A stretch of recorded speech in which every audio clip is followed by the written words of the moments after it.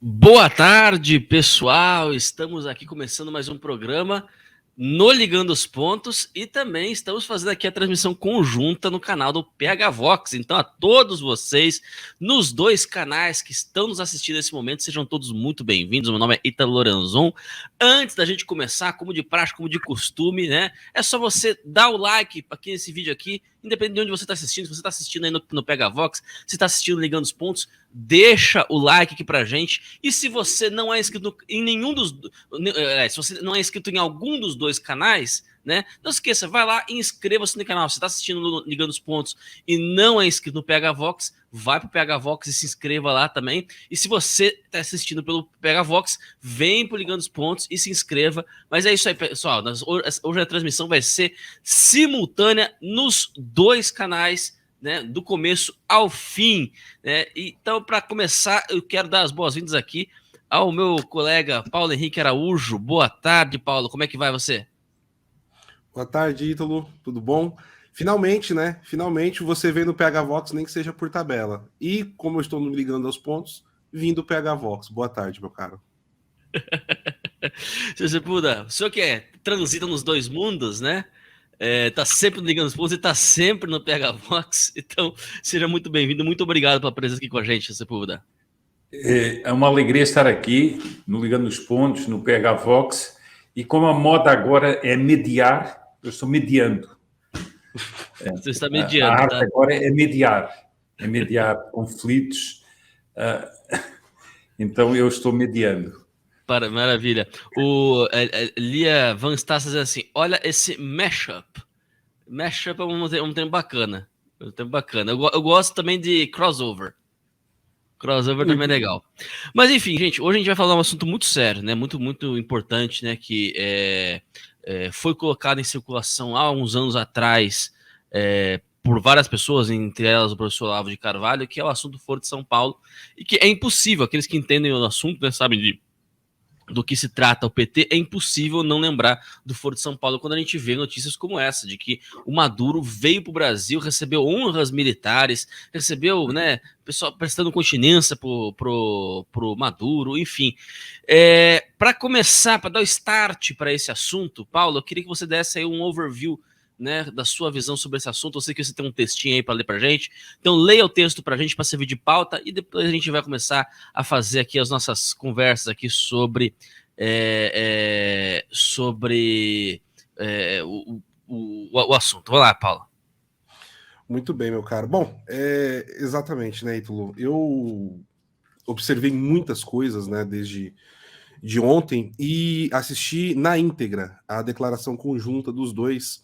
E ficou muito claro algo que a gente já vinha conversando aqui internamente dentro do PH Vox, e qual seria o caminho a ser traçado nessa junção, nesse renascimento do Foro de São Paulo, né, que começou em 2019. Eu publiquei esse texto agora há pouco na carta ao leitor, né, para todo o pessoal que recebe os textos do PH Vox. Então eu vou ler aqui também para vocês, coloquei no Twitter também devido à importância. O verdadeiro motivo da visita de Maduro ao Brasil. A visita antecedeu reunião importante com todos os líderes da América Latina. Lula utilizou a antecipação da agenda para mandar um recado claro para os demais presidentes, aproveitando-se da posição de liderança e de anfitrião do Brasil para delimitar o discurso contra Maduro. Uma das principais metas da reunião ampliada que ocorre hoje em Brasília é convencer os presidentes dos países a restaurarem a, entre aspas, falida Unasul, para torná-la um centro aglutinador de ações diplomáticas do continente. A Unasul foi fundada em 2008, no auge do poder dos líderes ligados ao Foro de São Paulo, estabelecendo em Quito, no Equador, governada à época pelo hoje foragido da Justiça Rafael Correia, a sede do organismo. Em Cochabamba, na Bolívia, à época governada pelo líder cocaleiro e sindicalista Evo Morales, foi estabelecido o Parlamento do Bloco. E, finalmente, em Caracas, na Venezuela, à época governada pelo ditador, chefe do cartel dos sóis e figura central do Foro de São Paulo, Hugo Chávez, a sede do Banco da Unasul. Em suma, hoje tentará ser criada uma versão latino-americana da, entre aspas, União Europeia. Além disto, chamou a atenção que o governo brasileiro deixou claro que irá facilitar novas negociações entre os dois países a partir de renegociações dos calotes que os cofres públicos do Brasil que já foram absorvidos. Durante o seu discurso, Lula citou uma integração cooperativa entre as Forças Armadas dos dois países para combate ao narcotráfico. Seria cômico se não fosse trágico. Lula disse isso ao lado do chefe do cartel dos Sóis, grupo narcotraficante que opera dentro das Forças Armadas venezuelanas e é responsável pelo escoamento de 25% de toda a cocaína produzida no mundo. O Brasil segue firme em sua postura de tornar-se um pária internacional, aliando-se aos principais regimes totalitários, assassinos e criminosos do mundo. Perfeito, perfeito. É um overview. Queria começar então para o Sepúlveda. Bom, nós, na verdade, acho que muito pouco disso, né? Apesar de chocar, muito pouco nos espanta, né? Porque a gente sabia exatamente que essa era a ideia no final das contas, né? Eles iam entrar para a presidência, eles iam utilizar a máquina pública brasileira para tentar restaurar a Unasul, eles iam tentar injetar vitalidade no Foro de São Paulo, que tomou aí algumas, nos últimos anos, né? Sofreu algumas derrotas e agora está recuperando terreno, né? Eu queria que o senhor começasse dando uma visão geral, né? Como é que o senhor está vendo essa situação? Realmente, isso não espanta, realmente, né, Sepúlveda? Isso realmente não espanta.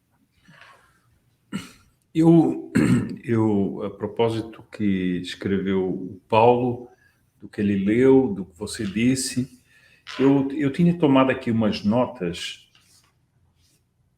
sobre vários aspectos que me parecem gerais. Eu não sei se é o caso de dar tudo agora ou não, eu vou dizendo e depois vocês vão vendo o que é que...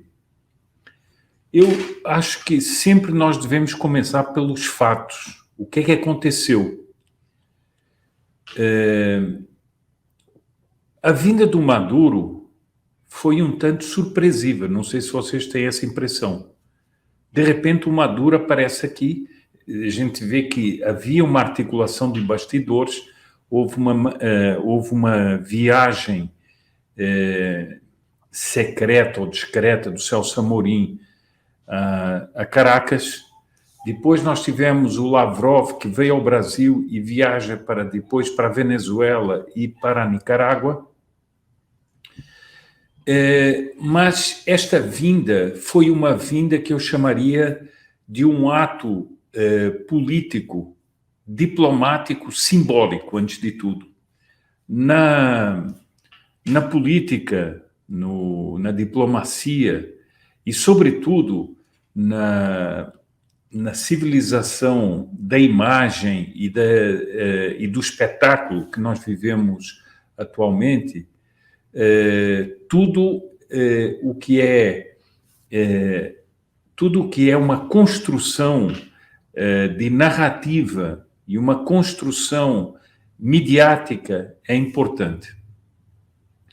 Mas há algumas, mas como eu disse, vamos aos fatos. Essa viagem foi realmente um pouco surpresa. Por que é que ela foi mantida num certo secretismo? É a primeira pergunta que nós devemos fazer. Curiosamente, Maduro chega de madrugada aqui. Ele que é um homem procurado internacionalmente, que não é reconhecido como presidente da Venezuela por muitos países ainda, pela fraude eleitoral feita na Venezuela por ele e pela fraude constitucional que ele fez, apesar de todas as manipulações constitucionais que existem no regime venezuelano. Ele chega com um certo secretismo. Segundo notícias que eu li, o avião dele vem acompanhado de aviões militares não identificados. E aqui eu faço uma primeira pergunta. Nós tivemos uma operação de inteligência para proteger o Maduro na sua vinda ao Brasil, uma operação de inteligência organizada pela inteligência cubano-venezuelana, porque é assim que se pode chamar, uma vez que elas estão as duas intrincadas. E essa operação contou com o apoio da inteligência, por exemplo, das Forças Armadas Brasileiras? Essa era uma pergunta que os parlamentares que estão na Comissão de Relações Exteriores deviam fazer publicamente, deviam chamar os responsáveis para fazer essas perguntas. Por que esse secretismo? Eu ligaria ainda, já que o programa é Ligando os Pontos também, eu ligaria mais 2 pontos. É curioso que Lula tenha ligado para o Xi Jinping e para o Putin 24 ou 48 horas antes dessa viagem. Nós já vimos que as razões e que os relatos desses telefonemas, sobretudo com o Putin, foram mentirosos ou falsos da parte do Lula. Depois, outras versões vindas da própria Rússia mostraram que o teor do telefonema foi diverso daquele que foi divulgado publicamente. Então, tudo isso são fatos que eu, antes de analisar, eu gostaria de expor aqui esses fatos. Depois, há um outro fato também, antes de entrar na análise, que o Maduro é recebido aqui com honras militares. Portanto, ele é recebido com honras de chefe de Estado, quando ele não é reconhecido como chefe de Estado por muitos países. E não o era pelo Brasil. Esse é outro ponto. Outro ponto é que evidentemente, essas honras militares são prestadas por militares. Portanto, as Forças Armadas Brasileiras prestam homenagens e prestam honras militares a um narcoditador procurado internacionalmente, que tem um mandato de captura internacional, e lhe prestam essa homenagem militar. Esses são todos fatos. Eu não estou ainda analisando, volto a repetir, são todos fatos que nós precisamos considerar na análise. Como disse o Paulo mencionou isso, né, no texto dele, ele é um narcoditador comunista, mas que comanda, no país dele existe um dos maiores cartéis de de difusão e de espalhar a droga pelo mundo, né, de tráfico de droga, que é o cartel de Los Soles, composto por militares venezuelanos. Altas patentes das Forças Armadas da Venezuela. Isso é, digamos, esses são os fatos da viagem. O que é que quais seriam as notas de interpretação que eu faria aqui? Eu peço que vocês vão interrompendo, porque, como são várias, o seguinte, o primeiro é o seguinte. Sim. Eu posso fazer só uma consideração do que o senhor disse nesse ponto das Forças Armadas, porque eu acho que isso é muito importante e relevante, né? O Lula, ele fala da integração do combate ao crime organizado com uma força conjunta dos 2 ministérios da defesa, e só que assim, não é citado em momento algum que toda a estrutura de tráfico de armas que a gente tem, que entra no Brasil, vem justamente da Venezuela através, né, da Venezuela e da Colômbia, do Gustavo Petro, através de uma linha de tráfico internacional envolvendo o Líbano, né, coisa que o próprio Fernandinho Beiramar já declarou isso em CPI no parlamento brasileiro, né? Fora o assunto do tráfico de drogas, acho que esse é um outro ponto importante para a gente destacar, né? Na fala, nesse ponto do Exército também, né?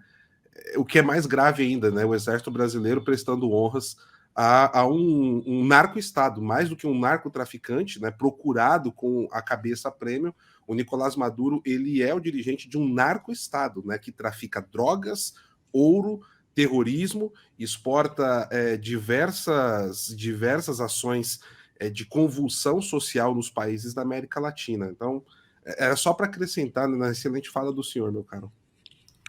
Perfeito, Paulo. Pronto, isso aí é um ponto a mais, então se agrava ainda mais.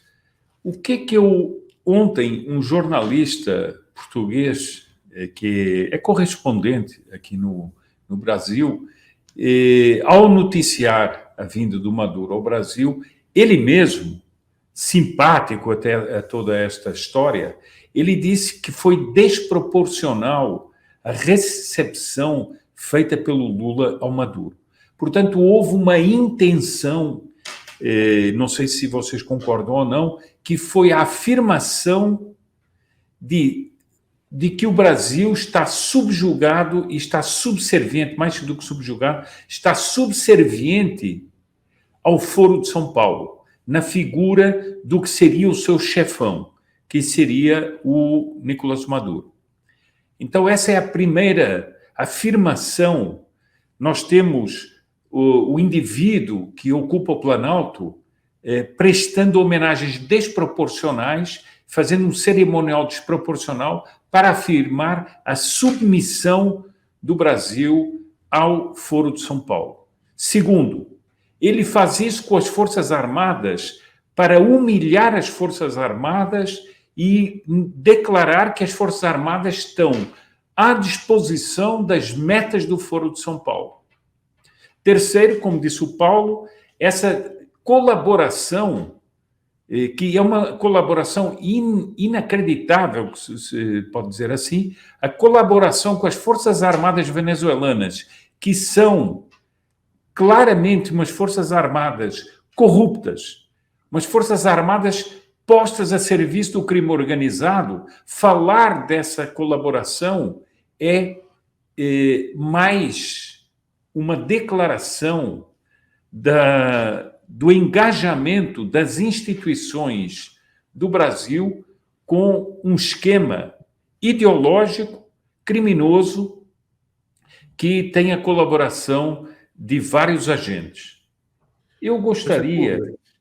Eu posso acrescentar um quarto recado também que foi dado nesse discurso, e eu acredito que é muito claro que foi para 4 países, para delegações de 4 países diplomaticamente.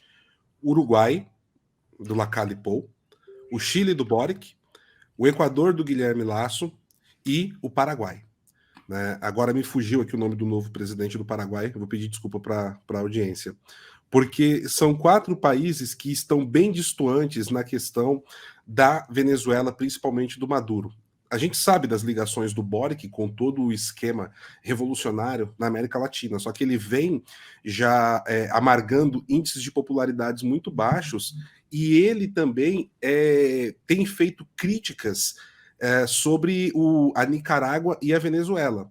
Ele fala que são aliados, eles são aliados ideológicos acima de tudo, mas que não é possível você falar mal na questão dos direitos humanos de um lado e não falar do que está acontecendo do outro. Né? Um sincericídio que o Gabriel Boric vem fazendo já há um tempo, né, nos últimos meses, o presidente do Chile. E isso vem gerando algumas contendas, e a gente sabe que o Guilherme Lasso do Equador, apesar de estar aí numa morte cruzada, né, dentro do Equador, ele dissolveu o Congresso, vai deixar o cargo, teremos novas eleições no Equador, e o Equador é um campo extremamente importante para o Foro de São Paulo nos próximos meses, é um alvo primaz até para a volta do Rafael Correia aqui para o continente, né? O Rafael Correia voltando é mais um da velha guarda do Foro de São Paulo que vai ganhar muita força aqui. O Lacalle Pou vem falando muito contra essas intenções de blocos que a Argentina, Brasil e Venezuela principalmente têm falado. Inclusive, o Lacalle Pou tem feito negociações bilaterais do Uruguai fora do Mercosul, que tem incomodado muito o governo do PT. Né?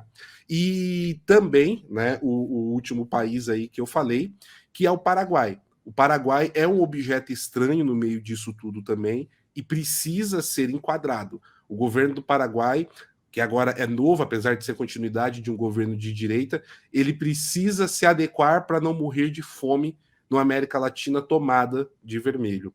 Eu gostaria de só complementar isso também, senhor Sepúlveda. Perfeito. Eu acho que nem é complementar, muito mais do que isso. É dar um quadro muito amplo. Depois há um outro aspecto em relação às Forças Armadas, ainda há um outro aspecto que começa a ventilar-se na mídia, que é uma união militar de vários países na América do Sul. Então, seria a subjugação de várias forças armadas ao esquema do Foro de São Paulo e da Pátria Grande. Há uma famosa União das Repúblicas Socialistas, não é? Da América do Sul. Eu não sei, Ítalo, o que é que você está achando de tudo isso, se você está achando muito inventivo ou não, mas... Eu acho o seguinte, seu Sepúlveda, acho que vocês estão trazendo muitas informações, né? A gente poderia picotar um pouquinho, né? Sim. As informações sobre temas, né? Então, por exemplo, uma coisa a gente fala, já fala do Terça Livre, e tá falando aqui agora, né? E é o que tem que ser falado mesmo, né? Essa relação promíscua, né? Que tem o Foro de São Paulo, tem o Foro de São Paulo como locus, que é a relação entre narcotráfico na América Latina e o terrorismo internacional, quando a gente está falando de Oriente Médio também. Né? Que é uma relação que não é muito clara para a maioria das pessoas, né? Muitas pessoas não sabem qual que é a relação exatamente entre narcotráfico, né? Entre o nosso narcotráfico, né? De casa, por assim dizer, né? E grupos como Hezbollah, grupos como Hamas, né? Nem sempre, para a maioria das pessoas, nem sempre isso está claro, né? E é importante destacar que essa relação, ela existe, ela é promíscua, ela já existe há muitos anos, na verdade, né? Nós estamos falando aqui de tráfico de drogas, estamos falando de tráfico de armas, estamos falando de uma série de crimes, não só o tráfico da cocaína, como que é o mais comum, né? Que é o que mais vem ao imaginário, mas várias outras ações. Eu lembro que alguns anos atrás, talvez o Paulo lembre disso, né? Aqui em Rio Claro nós tivemos ataques a banco, né? E de madrugada, né? Você deve lembrar disso, né, Paulo? Eu tava até no Terça Livre ainda, a gente entrou ao vivo, inclusive, né? Era de madrugada, né? Eu moro relativamente perto do centro, né? Comecei a ouvir aqui alguns tiros de fuzil, né? E do nada, né? Enfim, né? Algumas explosões, né? Depois a gente ficou sabendo que foram caixas fortes que foram explodidos para roubar dinheiro, né? Para roubar o dinheiro. E mais tarde apareceu a informação de que esse dinheiro, na verdade, ele estava sendo usado, né? Ele estava sendo roubado para poder pagar mercenários, né? Do Hezbollah e de outros grupos para poder fazer a soltura do Marcola, né? Esse era o objetivo final, né? Eles estavam angariando fundos para poder custear a soltura do Marcola, que seria pago com, né, para membros do Hezbollah. Então você vê que a relação ela é bastante já é bastante próxima já, né? Já é bastante próxima, já essa proximidade. E muito pouca gente sabe que o locus, né, digamos assim, o fórum, né, onde essas articulações acontecem, são justamente as narco-guerrilhas de esquerda, são justamente, né, Foro de São Paulo, né, e etc. Muita gente não sabe, por exemplo, que nós tivemos um operativo do Hezbollah aqui na América Latina como vice-presidente da Venezuela, o Tarek El-Aissami. Entendeu? Quer dizer, o cara não era pouca coisa, o cara não era um assessor especial para assuntos, né, do Chaves, ele era o vice-presidente da Venezuela, e o cara era operativo do Hezbollah. Pode falar, Paulo, eu quero te ouvir sobre isso. Não, vale chamar a atenção que o Tarek El-Aissami, ele está em desgraça com o regime nesse momento do Maduro. Ele estava ocupando o cargo de ministro do petróleo, né? Estava cuidando do setor energético, e estourou diversas acusações contra pessoas do entorno dele que estaria planejando um golpe de Estado para derrubar o Maduro. E aí ele se afastou do cargo, colocou o cargo à disposição, falou que jamais se levantaria contra a revolução em andamento, a revolução bolivariana, né? Mas ele está afastado e não se tem muitas notícias hoje muitas notícias do Tarek al-Aissami, mas ele está em desgraça com o regime. E pegando essa questão do Hamas e do Hezbollah... Só aproveitando essa informação, eu queria fazer uma pergunta para você. Essa queda do Tarek al-Aissami, não sei se você tem informações sobre isso, mas isso representou algum tipo de rusga entre o PSUV, né, o partido do Maduro, e o Hezbollah, ou não tem assim algo dessa linha? Não se tem muito dado, Ítalo. Está muito nebuloso, quase não tem informação sobre. O que foi possível apurar foi o que foi. O próprio regime publicou nas redes sociais. Né? Só que eu até tenho dúvidas se o Tarek al-Aissami foi ele mesmo que escreveu aquele texto lindo, maravilhoso, rogando louros à Revolução Venezuelana, ou se alguém pegou as redes sociais dele e fez esse processo. Mas ele faz um tempo que ele não é visto. Mas eu acredito que, de verdade, assim, sendo bem sincero, isso não deve ter gerado nenhuma rusga. Até porque nós tivemos a visita aqui dos navios de guerra iranianos, né? E o Hamas e o Hezbollah são longamanos do regime do Irã, né? Da teocracia iraniana. Então, esses navios, depois que saíram daqui, fizeram paradas na Venezuela, na Nicarágua e depois passou ali pelo Canal do Panamá. Então é muito possível que não tenha acontecido nenhuma ruptura. Talvez o Tarek al-Aissami realmente estivesse trabalhando em algum objetivo próprio. Não se sabe ainda, né? Com o tempo a gente vai saber.